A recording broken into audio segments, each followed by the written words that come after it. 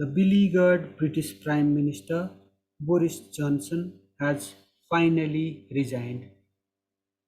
During his 3 year stint in power, he was never out of controversy.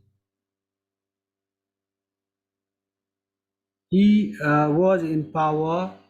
Under his leadership, Great Britain opted out of Brexit.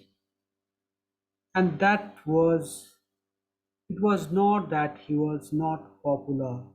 He was quite popular. He had won that historic mandate back then. And his performance was stellar, kind of like remarkable performance. It was economically, economically, Great Britain was doing great, and his government also managed to just control the spread of this coronavirus pandemic, and he has received plaudits for this. He has received praise for this performance. What happened was his government put in place measures, effective measures to control that pandemic, but he himself flouted those measures. Not only once, but several times he was seen partying with colleagues uh, in the midst of the coronavirus pandemic.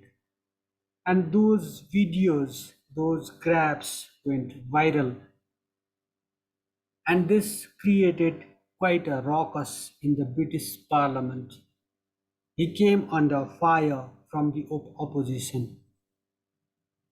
So, since then, at the time, when he was partying, the British Queen was in mourning. Queen Elizabeth had lost her husband due to the coronavirus, and this old lady just mourning the loss of her husband by sticking to all those control measures went viral. It just won the hearts and the minds of the British public, and at the same time the Prime Minister Boris Johnson partying with his colleagues not once but several times. That just put paid to his efforts to control the pandemic. He failed to just uh, obey the laws, obey the rules that his own government had imposed. This is a picture of the Queen in mourning. So let's return home. The Finance Minister Janardhan Sharma Prabhakar has put in papers. He resigned in the wake of this budget scandal.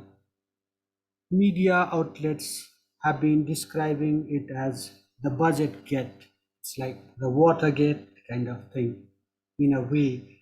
So pressure was building on the Finance Minister Sharma after it came to light that he had let in unauthorized persons to tweak the budget to adjust the tax rates. This was meant to benefit a company, a particular company, by slashing the tax rates. So it just created quite a ruckus in the parliament also and on the streets of Kathmandu. The resignation came in the wake of this strident protests against this breach of secrecy while formulating the budget for the fiscal year 2079-80. Even after the resignation of Finance Minister Sharma, several questions remain. He was maybe just a pawn in this entire scheme of things.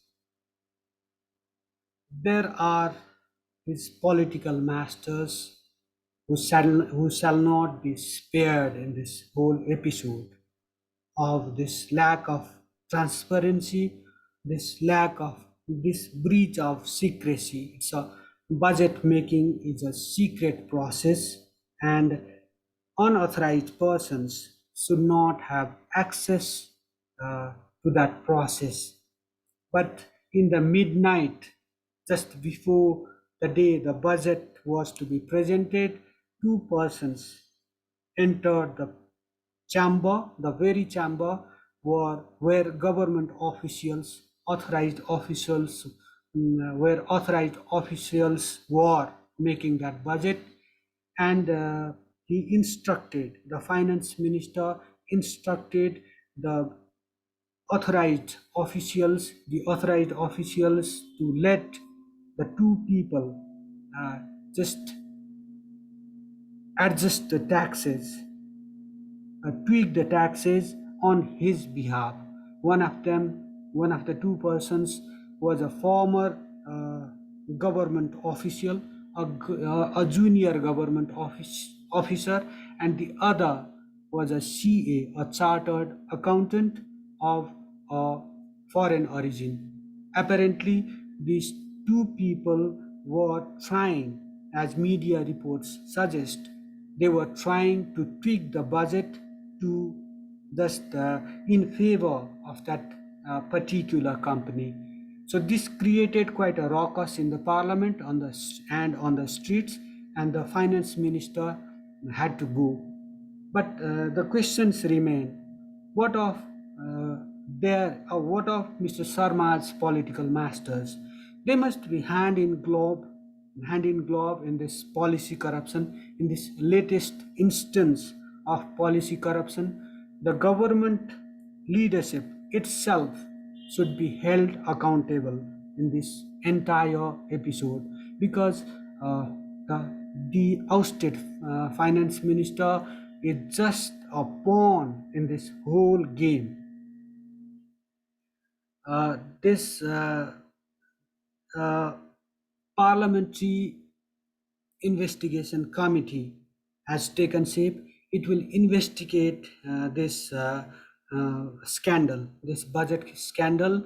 There have been like reports that the CCTV footage of mm, that covered that episode, it has been like deleted or removed or something like that.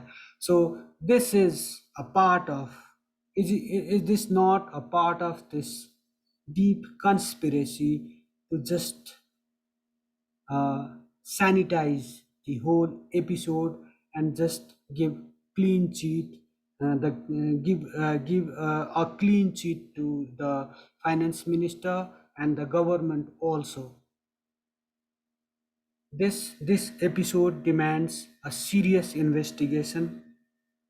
This uh, episode demands that the higher ups, under whose behest the finance minister probably acted, be brought to justice. They be punished as per the law of the land. Otherwise, this system, this political system, it has been mired in one controversy after another. This system will just stew in its own juice. So, for the larger interest of the country, and for the larger interest, for the greater interest of the people, and for the longevity of the system itself, this latest incident of policy corruption should be investigated duly, properly. A serious investigation uh, should be conducted and the guilty be punished.